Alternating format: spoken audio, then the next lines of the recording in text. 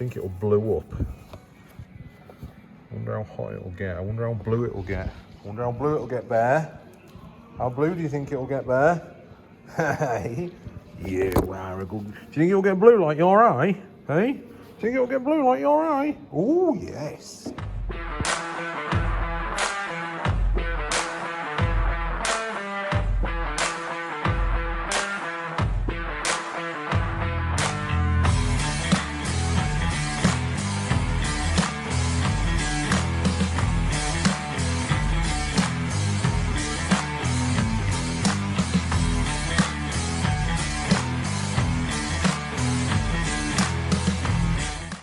Are you ready then? Come on. Hello and welcome back to the channel. This week's episode we are going to finish the titanium downpipe completely, join it into the stainless steel downpipe slash midsection, and all being well the parts will turn up for the external wastegate exhaust and I'll pipe that in as well. I'm also going to do a little bit of a look around on things on the car and stuff that we're going to be doing next. I've also shown you a little bit of a sneak peek earlier this week of the Nissan Patrol that's here. That's a car that came to us all the way from Ireland. I was fortunate enough to live in Australia and I owned one out there. My biggest regret is not bringing the car back. One day, I promise you, I'm going to own another Patrol and it's going to be pretty special. So that's come to us for a full tray back build. That's something we're going to do separately, so I'm going to try and keep on point with the Discovery. The episodes for the Discovery are going to be specifically for the Discovery. On the episodes that are going to be for the Patrol, they're going to be specifically for the Patrol. What do you reckon? So with that said, let's get into finishing the downpipe. Come on, Diesel, come on, come on! As you can see, we're now nicely back on the ramp. Looking at the downpipe, what I'm going to do is extend that pipe, and then I'll start looking at my angle to take it back down the car. So you can see where the downpipe comes now. The flexi used to be in the downpipe. Because I'm too tight, I aren't buying a titanium one. I've got a stainless one. I'm going to stick it in there. So titanium downpipe is going to come from up there and then put my flexi there. Watch this space.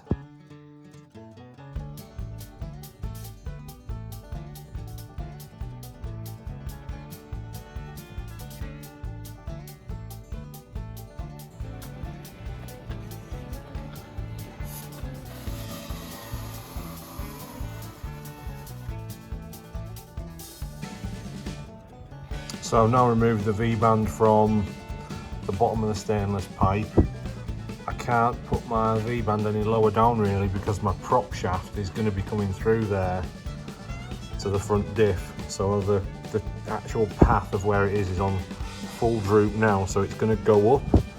So this is going to get quite close to the prop. It clears by a way, so that's going to be my join from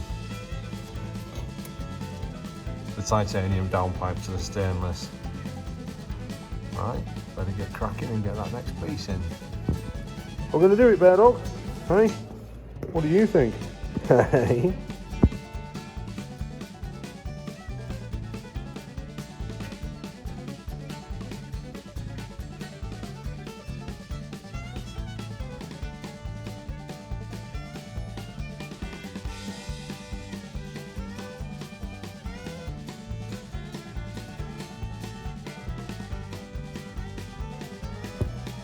So yeah, I've got my titanium downpipe now pointing very close to the stainless downpipe.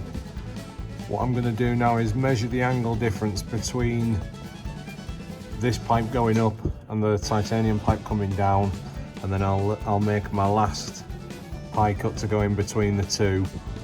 Here you can see the angle from the titanium pipe to the stainless downpipe is around 20 degrees.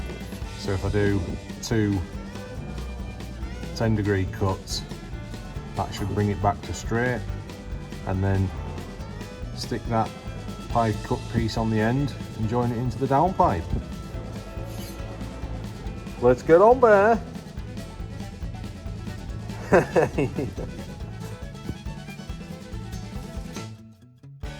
But that's the downpipe pretty much done. I could add another little bit of a pie cut in here, but because I'm modifying the stainless downpipe anyway to put the flexi in, I may as well just add a little bit of a different bend onto this point rather than putting a pie cut on there, because with all intents and purposes I've got a lot more room with that V-band going a little bit further up. So I'm going to keep the titanium pipe at that length. V-band's got a bit more room, and then I'll just modify this bend. So happy days. That's the next plan of attack. Get that fully welded up.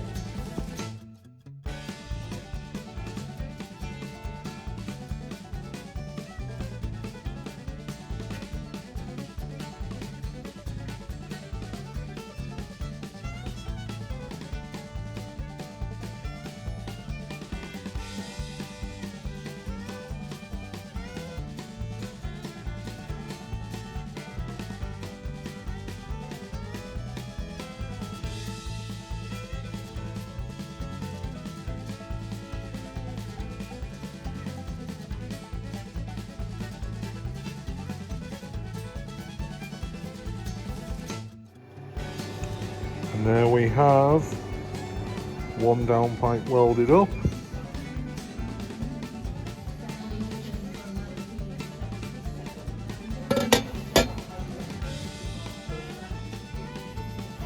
And you can see inside there, nice penetration all the way through. Same at this side.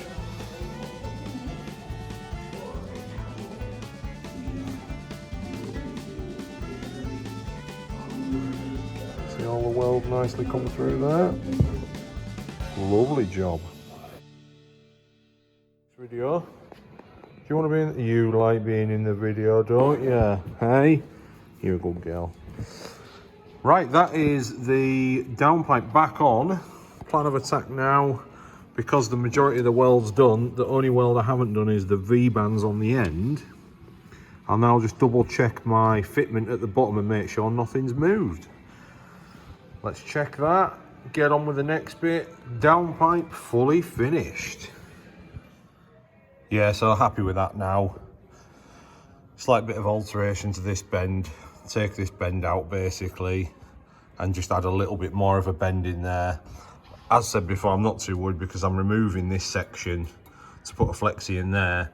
I'd actually probably get it with a slight bit of rotation, but I just want to change that bend and then it'll be right. And then I'll start to look at getting that wastegate pipe down the side of here and into the top of there. Let's do that, hey Diesel? Hey? Come on then. We're going to get back to the titanium downpipe in a minute, but I'm pretty sure if you're watching this video this week, I would say that you're interested in 606s and engine conversions. I want to touch base this week on a couple of products that we actually sell, one of which is a set of engine mounts to convert your Land Rover predominantly, and I also want to touch base on a universal kit that we sell designed around the Land Rover engine conversion, but we've sold it to lots of different people doing the swap. We've sold it to people doing one in a Jeep, a P38, and lots of different variations. The key thing is that inside of the chassis rails are your defining distance. We actually use our universal brackets on the F100 that we have. That has a set of our universal brackets actually on that car, so it just goes to show the diversity of the universal engine mounts. So in the kit, the powder coated parts are the two main mounts. There's a long mount and a short mount. The short mount goes on the near side, which is near side to the curb. The reason being is in a Land Rover, the engines are offset to the near side, passenger side, whatever you want to call it. So the short one goes on the block on the near side. The longer one goes on obviously the driver's side or the off side. And then there are a selection of mounting brackets that come with the kit. The Discovery, the Defender, and the Universal. Now each set has specific mounts. The reason being is on a Defender the engine swap only requires a very small amount of welding. There's one tab that actually bolts onto the original engine mount on the near side, and then it relocates the engine bracket a little bit further forward. The clearance on the starter bolt was the main issue, and that meant that we couldn't use that bolt hole position on the factory chassis. There are kits that we do sell that uses the original positions. All of our kits are designed around the 300 CDI engine rubber. We don't use the 200 CDI engine rubber. It's nowhere near as strong as the 300. The 300 CDI engine rubber is what we worked with. The 200 CDI engine rubber was discontinued to become the 300 CDI engine rubber. I've seen tons of failures in my time working as a Land Rover mechanic, so we totally got away from that engine mount. These can all be found on our web shop. If you have any queries regarding fitment, you're a bit unsure, I've got a TD5, what engine mount does it take? Drop us an email and we can talk you through it. I do have a video showing how the universal engine mounts go together. I will upload that video at some point. I've not done it yet. It's really easy to talk you through the steps, but I will do that video. The next thing I want to touch base on is our water temperature sensor adapters. A really simple part. It's really nice and neat, made out of aluminium. It simply winds into the port on the engine and takes a Land Rover based water temperature sensor. The thread of this will actually fit a lot of VDO sensors as well. So if you're running an aftermarket gauge in a car that is in a Mercedes, in a Jeep, in whatever it may be, you can use certain VDO sensors with this adapter and make a water temperature gauge work. They're just a couple of parts that we sell. There's a whole host of parts on our web shop. If you head over there and have a look, I'll leave a link in the description below. If there's something there that you would like and you can't see it, there's a good chance that we've probably made it. Drop us an email and we'll look to develop those parts. Turbo manifold build that I uploaded a few weeks back. You can buy manifolds from us, various different specifications, whatever you like, we can make it. So I just thought I'd show you a couple of parts, Om606 related. Let's get back to finishing this titanium downpipe. Come on, bud. So check my bend angle, and I need a 60-degree bend in there. So you can see I'm touching that end. It's on the flat at that end, and that is 60 degrees. I measured this is 45, so I need an extra 15 degrees. So I'll get that in the bandsaw in the cutting fixture and cut that. Good job. Isn't it, Giesel? So you can see I've got 30 degrees on this side. That means that's 60. So now we stick this in the bandsaw and cut that off there. That is pretty much how that cutting fixture works. I'm coming home to you, even if I know you make it.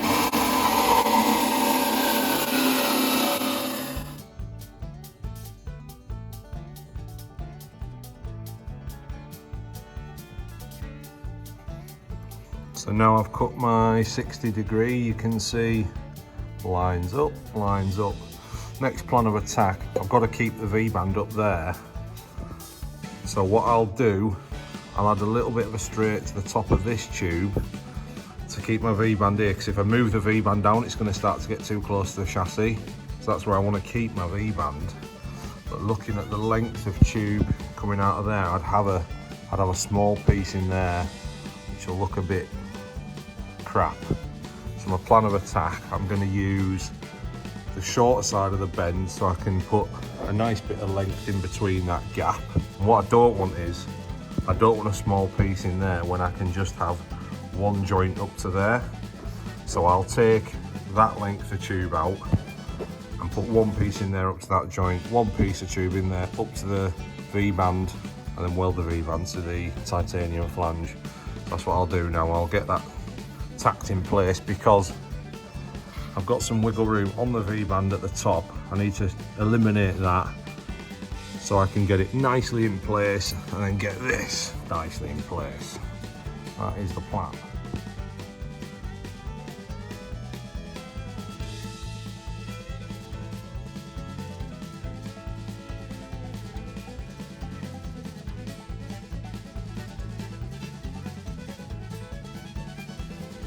So I've now got my pipe joining into the V-band.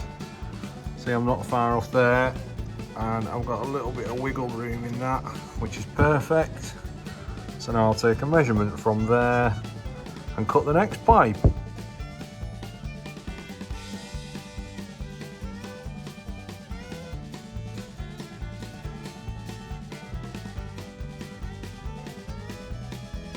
And that's now it, cutting in place, lovely fitment. Jump around one hand, tack the V-band on, stick the flexi in there, job done.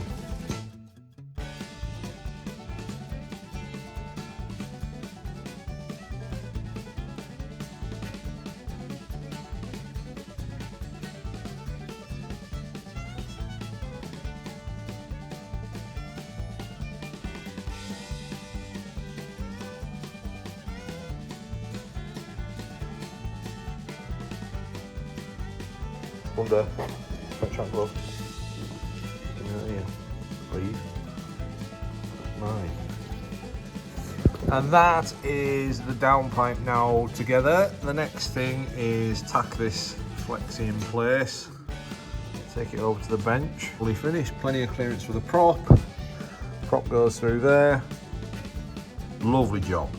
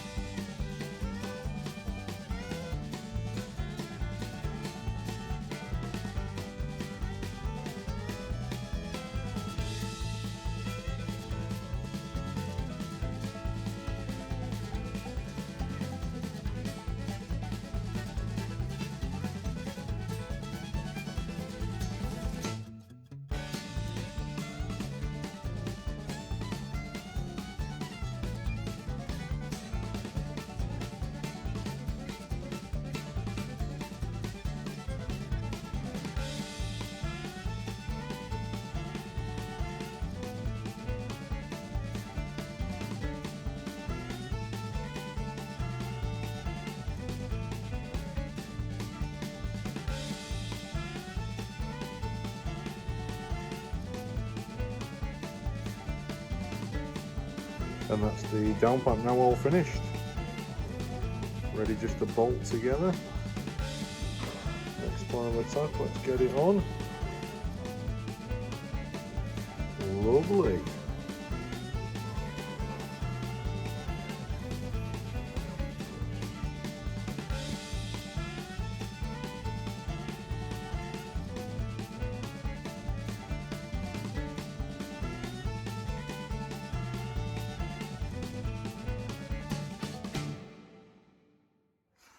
And that is the downpipe absolutely completed.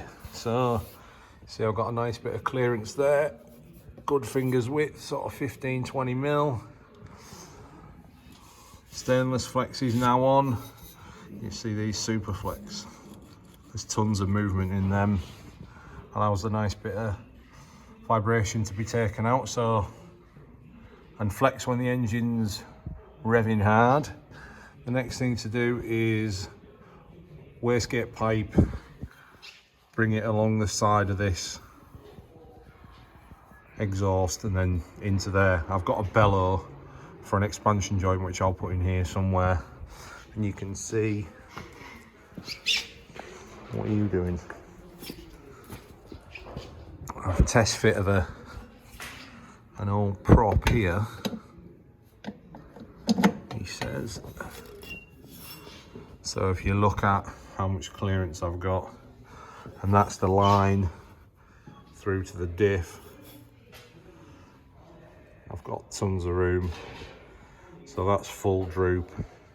I must have maybe 30 mil between there, if anything, as well as this side of the wheel goes up, it'll get further away. And if that side of the wheel goes up, it'll go slightly further over, but I mean, I can come right over and come over a long way before it's going to hit the exhaust. So we're all good. We're all good, bud. Right, so next thing, we're going to get on with the wastegate pipe. Well, unfortunately, that's it. I'd like to have got the wastegate done. The parts haven't landed, which has meant I'll have to do it next time. The next plan of attack, once the wastegate pipe's plumbed in, is put some studs in the engine block, a few bits of fiddly things to sort out. It's not going to be a full runner, but the plan of attack is to start the vehicle. Next week there's not going to be an episode on the Discovery. I'll probably leave that till the week after. Next week's episode is going to be on the Nissan Patrol. As I said before, I want to keep the 2 episodes content relevant. The Discovery is going to stay things related to the Discovery. If I'm working on the Nissan Patrol, I'll do a full episode dedicated to the Nissan Patrol. The guy who brought the car to us came from Ireland. He'd purchased a canopy off us last year. That was actually one of our old units that is now going on the back of the Patrol. So the full build on the Patrol is tray back, all the bells and whistles, and the canopy that was on the back of the Discovery. About 10 years ago, that canopy was built for the back of the Range Rover Classic. It then went onto the Discovery. It had some modifications. The plan of attack is to make another canopy for the Discovery, which we'll get into in videos further down the line. We've got some other exciting content coming. I'll give you a bit of a sneak peek. There's lots of things that we work on here. It isn't always cars. It could be motorbikes. It could be trucks. You'll have to wait and see. Tune in for that one. That's going to be really good.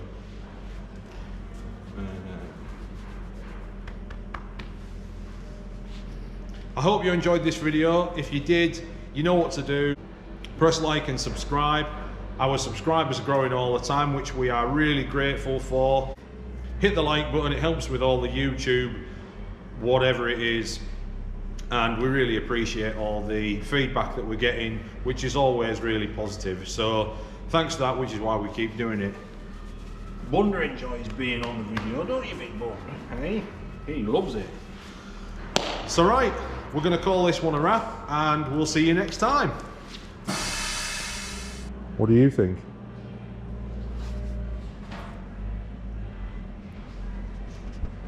Say hello.